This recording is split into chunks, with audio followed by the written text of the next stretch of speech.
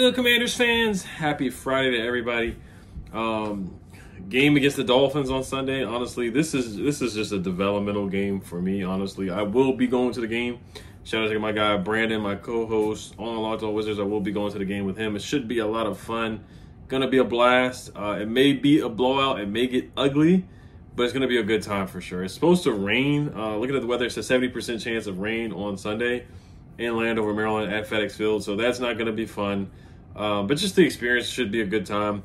And getting to see Tyreek Hill, just seeing how fast he is on the field, Jalen Waddle, Tua, just seeing how explosive that offense is definitely going to be something to see. And Devin A-Chain as well. He supposedly is supposed to be playing. Raheem Mostert. They have an explosive offense. They are capable of putting 70 points up on the board. They did it against the Broncos, and they certainly can do it against us. But we'll see what Ron Rivera, what adjustments he makes. He said he wants to get more one-on-one matches for the defensive line. It's like, it feels like something that Jack was trying to do, or that they should have been doing when the season started. And Salgado, we'll see how the new defensive assistant does. But, of course, this is going to be a tough test against Tyreek Hill, Jalen Waddle, Durham, Highsmith, and Chase Claypool. I don't think he's going to play, but Devin A-Chain, Raheem Mostert, Tua. They just have a bunch of guys that are super, super explosive that can make big plays. So we'll look at the injury report here real quick.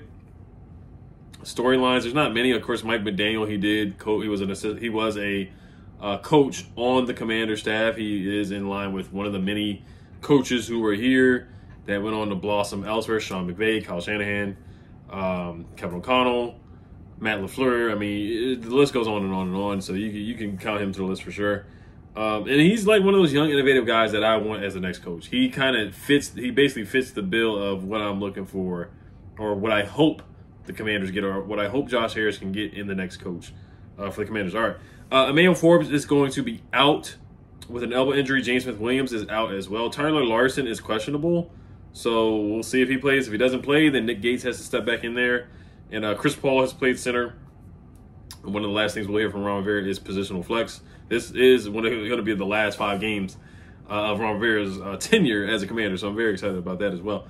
But, yeah, it should be I think they're going to give out, like, pens and stuff like that at the game, and a T-shirt. If you buy a Pepsi, you get a Pepsi and Commander shirt as well. So I will be there on Sunday for sure. I'm going to try to link up with some of you guys. It's going to be hard. It depends on what time I get there. If I get there like 12:30, of course, I'm going to try to get in my seat and get settled and stuff like that. But if I get there like 11 a.m. or something like that, I'm going to definitely try to walk around, mingle with people, stuff like that, for sure. All right, let's look at the rest of the injury report here on Twitter here. Injury report, Washington_PR. Emmanuel Forbes out. J. Smith-Williams is out as well. Alex Arma's on the list. Limited in practice, so we'll see if he plays. Tyler Larson is questionable. The Dolphins, they have so many guys, there's just no point in even reading it. Chase Claypool is limited. He's going to play. Devin A-Chain is most likely going to play. Mike McDaniel said that. Tyreek Hill's on the list, but he's going to play. Mostert's on the list. He's going to play limited with an ankle/knee injury. He's going to play. And then Tua with a right arm laceration, full participant. He's going to play. So all their guys are going to play for the most part, but they have a long list of injuries. So I guess we'll make this quick, guys, because I don't think last week I tried to be optimistic. I was like, it's going to be close against the Cowboys. It's going to be close. And I was dead wrong about that. We had opportunities to make it close, of course, just like every team has. But I was like, we're going to only lose by 8. We ended up losing by, 20 to 30 points? I can't remember the score. It was like 40 to 10 or something like that. They were eating turkey. It could certainly be like this, too. It really could. I think the only thing that's going to hold it back is if the weather is bad, where they're just going to have to run the football. It's going to be an ugly kind of game. But even when it was ran against the Bills, Stephon Diggs still had 100-something yards. So it didn't really matter. Let's go to keys to victory here. Or really keys to development, things that I want to see. But before we do get into that, I'm going to give you guys my picks from Prize Picks. We've been super, super hot, man. Let me pull up the game list here of all the games, because I can remember all the games. I know we hit last week because of the tackle, Christian McCaffrey, over a half a yard, and then Brandon Cooks clearly smashed the 37.5 receiving yards. So I've been on the heater lately, so I hope you guys tell all the picks that I put out. I usually just pick 2. So use my promo code REAL@Oliver, 100% deposit match up to $100. Using Prize Picks, you use the link down below in the description. The Giants game I hit with Daniel Bellinger, and who was it? I forgot on our side. Sam Howell over passing attempts. That was an easy one. Seahawks, when I got that right, I picked I think it was Sam Howell passing attempts again, or passing yards, and I picked Tyler Lockett to go over in receiving yards. It might have been Terry McLaurin's receptions. I think that hit too. Patriots hit or pushed because Mac Jones threw an interception, and then Terry had 5 receptions that pushed. So we kind of got the half payout. So I've been on a heater for sure. So the Giants game, the first game, they hit too because I picked Darren Waller to go over and Terry McLaurin to go over. They both went over. So I've been on a heater the last couple games. I'm on a winning streak. So my picks real quick here. I'm going with Tyreek Hill to get over a touchdown. Logan Thomas to get over 3.5 receptions as well.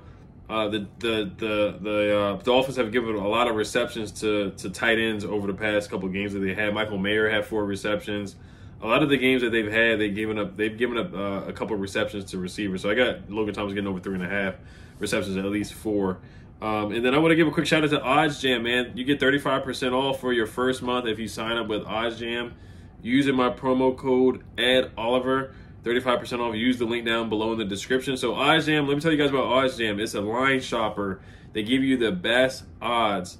They give you on player props, point spreads, whatever it is. So we're going to look at Logan Thomas here, receptions. So if you look at BetMGM, Caesars, FanDuel, DraftKings, Fliff, whatever book you guys use, Underdog, BetOnline, Bovada. I know PrizePicks is not legal in Maryland, but there's other books out there like FanDuel, DraftKings. All that stuff is legal in Maryland. So you look at the best odds, 3.5. The best odds for Logan Thomas to get over 3.5 receptions is -119. And that, which book is that on? That's on Parlay Player on Parlay Play. So Parlay Play is not legal in Maryland, but you look at some of the other books, -130 on DraftKings, -148 on FanDuel.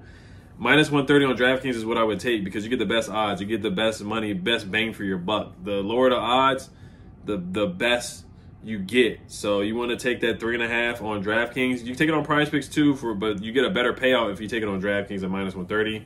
The other one I have is Tyreek Hill getting over a touchdown. That one is that's a shoo-in right there. I mean, he's gonna get a touchdown. He's definitely gonna get a touchdown against us. Everybody gets a touchdown against us. Every receiver does.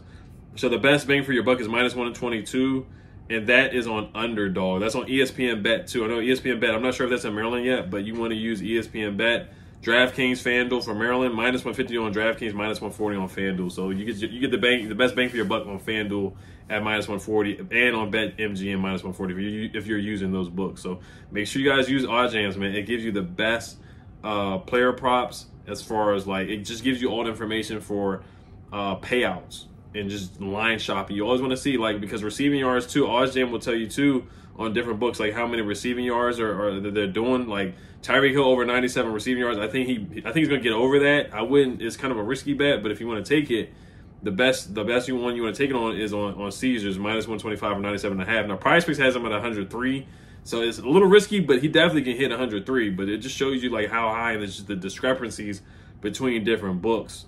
Like Caesars 97.5. FanDuel has him at 104.5 right now, 104.5 receiving yards. So that's pretty high. So it just lets you get the better odds, and it's easier for him to get over 97. Like Caesars has -109 for 97.5. That's crazy. That's really good odds right there. All right, so let's get back to the game. Shout out to OddsJam. Make sure you guys sign up. 35% off your first month using my promo code EDOliver. Shout out to OddsJam. All right, so keys to development here. Let's make this quick. So establish a run game. They're a good defense. They can stop the run. They got Christian Wilkins now. Jalen Phillips is injured. They got Jalen Ramsey, who's a darn good corner. Legend. He's perennial Pro Bowl corner. Got to establish a run. Is this a game where we play keep away and just try to run the clock out, time of possession? That's how we beat teams last year. We just don't have that identity. Now the biggest thing is Eric Bieniemy on offense. Third downs, 4th and 1, 3rd and 1. What kind of decision he's going to make? What kind of play call he's going to make? Is he going to actually run the ball? Is it going to be a shotgun run on 4th and 1? Is it going to be a shotgun run on 3rd and 1? Is it going to be a deep pass on 3rd and 1? Just his decision making on 3rd downs and 4th downs. Getting the ball out quickly, letting Sam get comfortable, going up against a Vic Fangio defense. You know, they're kind of going to let you dink and dunk, but he wants to wait and make you let you make mistakes. And capitalize off of turnovers. So Sam has to have a better game than what he did against the Giants. And he had a solid game against the Cowboys. I wasn't mad with his performance at all, except for the pick 6 at the end. But I thought we were moving the ball. But the thing is, when you get to that 50-yard line or into their territory, it's on Ron too. It's really on the coaches, man. Like the players, they do their part sometimes on offense, but it's really on the coaches. Bieniemy, he's play calling, decision making, and establishing a run or not, or going for it on 4th and down, that's on Ron Rivera, 4th and 6, 4th and 5. But Ron decides to go for it on 4th and 5 on our own 35 against the Cowboys. But he's paddleboat Ron in the Cowboys territory in the first half. Like, we're gonna have to get touchdowns, not field goals. We're gonna have to go for it. And Ron cannot be scared this game. He's got to play with his hair on fire. He knows he's gonna be fired anyway. So I wouldn't be mad if he just went for it on 4th downs. That's just the offensive game plan, honestly. It depends on situational football, of course. If you're on there 45 like we were on the Cowboys a couple times in that first half, 4th and 5, 4th and 4, 4th and 3, it's kind of like you got to go for it, man, because punt the ball, they're going to score, man. They're going to move the ball on us very quickly and very easily. We'll see how Ron does as a play caller. I don't think it's going to make much of a difference, but you're just going to have to put up points. You're just going to have to. Now, the only thing is, we do have to force turnovers too. Easier said than done. Tua has fumbled. A couple got Mostert has fumbled. That's how they stayed. That's how the Raiders stayed close, and that's how they lost games against the Bills, because they were turning the ball over. They were shooting themselves in the foot. So you got to catch interceptions and make plays. We have to manufacture pressure. Their offensive line is okay, but they do have some weak links on there, and the interior of their offensive line is where we can really get after it. Robert Jones, that's a guy that I think, Deron Payne, John, they have to really get after him. He's a guard out of Middle Tennessee, 6'4", 334 pounds. They really got to win that matchup and get interior pressure on Tua Tagovailoa. Tackle. Nothing cheap, nothing deep.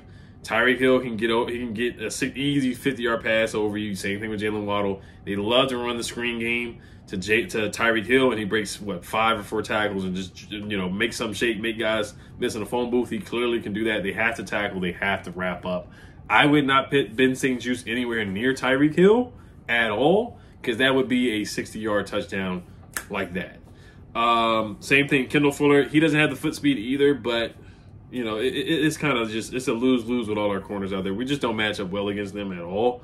Guys got to tackle. We got to stop the run or limit the run. No big plays to A-Chain. No big plays to Mostert. Can't allow any explosives at all. Got to stay ahead of the chains, man. Got to stay ahead of the chains. And, of course, win the turnover battle as well. But just development, man. I just want to see Sam get the ball out quick, not take too many sacks. I want to see him use his legs as well. And get Terry McLaurin the ball, man. Get Jahan the ball. Get these guys the football. Curtis Samuel as well. But we got to get the ball to our best wide receiver. Jalen Ramsey is a tough matchup, but I don't think he can really check Terry as well. Offensive line's got to hold up as well, too. It's just all simple stuff, man. All simple stuff. Stunts, twists. I already talked about that. Ron Rivera, he wants to do more stuff like that to get one-on-one matchups. You got to tackle in space, and nothing cheap, nothing deep as well. Challenges, timeouts are going to be important. 2-point conversions, if we're going to do that or not. Just mental stuff, clock management at the end of the half. All that stuff is going to be super, super important. So the only way we can really win this game is winning the turnover battle, winning the time of possession, playing keep away, running the football. But that's not what we're going to do. That's just not our identity. That's not what Eric Bieniemy believes in. So knowing what we're going to do, what I want the best to happen is the screen game, the quick game to Antonio Gibson, B-Rob, get those guys involved in the pass game too. But, of course, get the ball to Terry, man. We got to get this guy involved more. He's got to catch the football, too. He's dropped a couple passes, so he's not innocent. That was a big drop against the Cowboys. But those are really my keys right there. Can't get behind early because it will be ugly, which it probably will. But those are the things I just want to see. I want to see Bieniemy call a better game. I want to see Sam play consistent and not make a mistake at the end of the game as far as like throwing an interception. And you see him using his legs as well. I want to see Terry finally get a 100-yard game if that can happen. So let's just go with my prediction here at the end of the game here. I'm gonna go 31-20. I was really thinking 31-13, but the Dolphins are definitely gonna get 30 points. I'm gonna say 31-20 or 31-23, but my gut is telling me 31-13 Dolphins win, and that's what I think the score is gonna be. I think it's gonna be 31-13. Dolphins win. It depends on the weather. It really depends on the weather. So, all right, you guys let me know what you guys think. Hell to Commanders. Peace. I'll see you guys on Sunday. Everybody have a good Friday. Hell to Commanders. Peace.